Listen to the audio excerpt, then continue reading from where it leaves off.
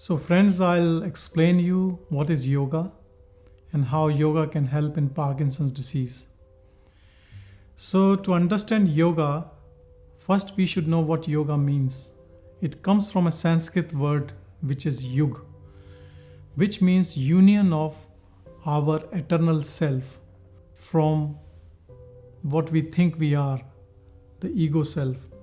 So they are not two, but we always project ourselves as an active mind rather than the passive mind, which you can call as awareness or consciousness. And the understanding, the practice which brings you back to your original state is known as yoga. And there are different ways to reach it, and yoga is of different varieties and different ways. But the one which is most popular is known as Hatha Yoga, in which there are a set of exercises. But if you go deep into the yoga, you will find that yoga has three components. It has set of postures or exercises, which we call as asanas. The second component is the breathing practices, and this is known as pranayama. Prana in Sanskrit means life force, and ayam means to control. So control the life force, you do some set of breathing exercises.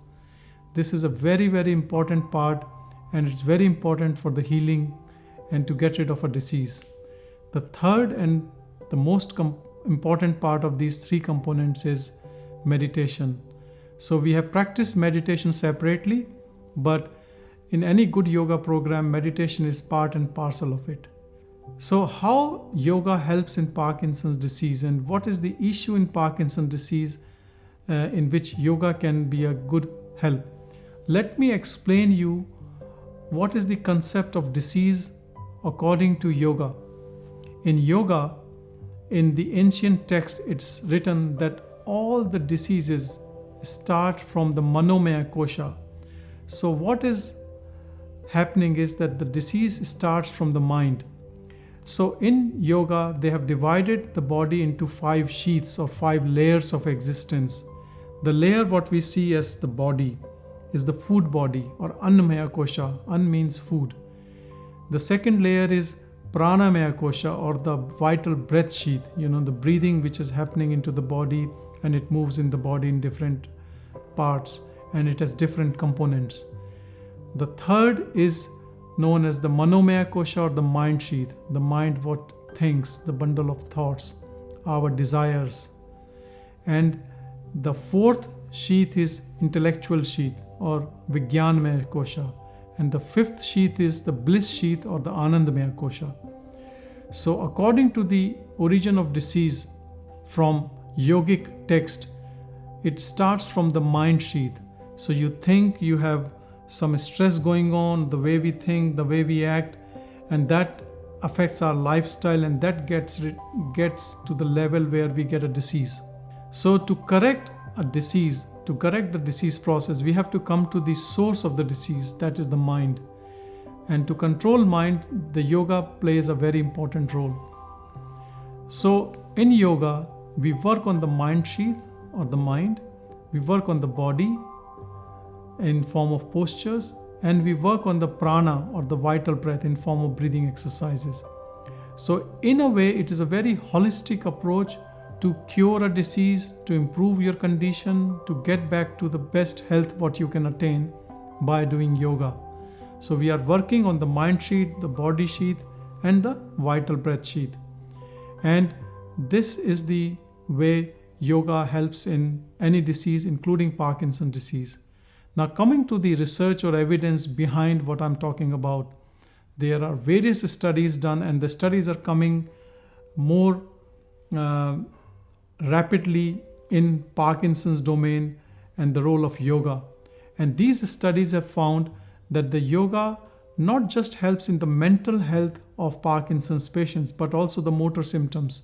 So definitely it helps with this, decreasing the stress, anxiety, depression, panic, fear of the disease progression, and acceptance of the disease. It helps in all these domains, but it also helps in improving your sleep, decreasing pain, improving the stiffness of the body, decreasing the tremor, improving balance, and it helps in almost all the domains what are being affected in Parkinson's disease.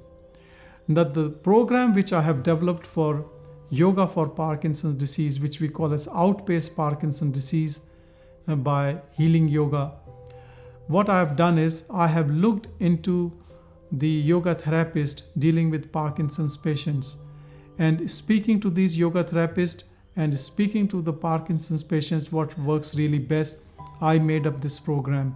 So this is not the program which you see in a yoga studio or done on a journal level for people.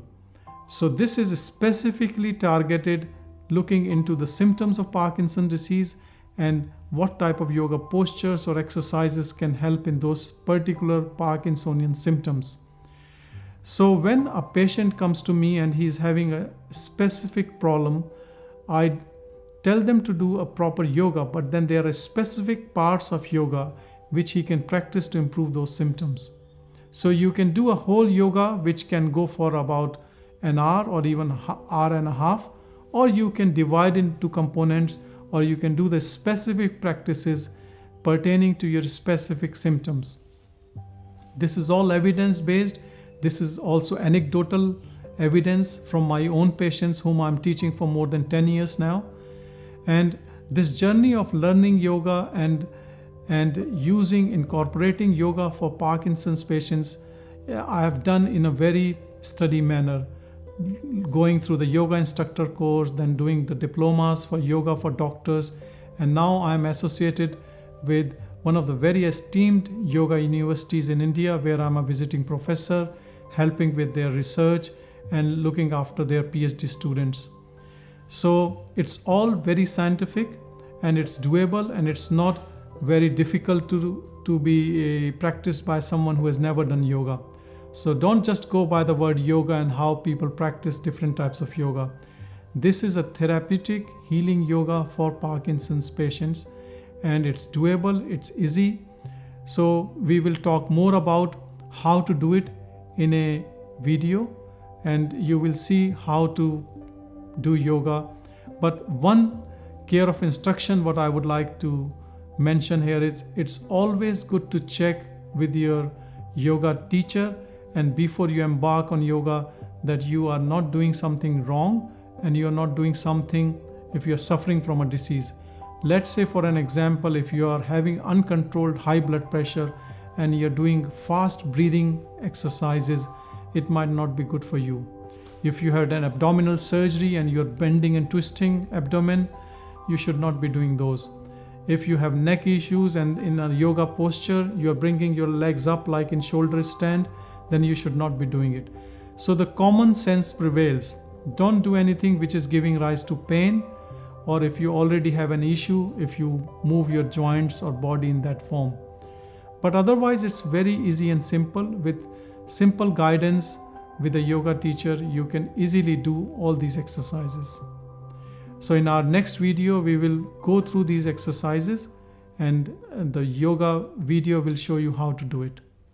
Thanks for watching.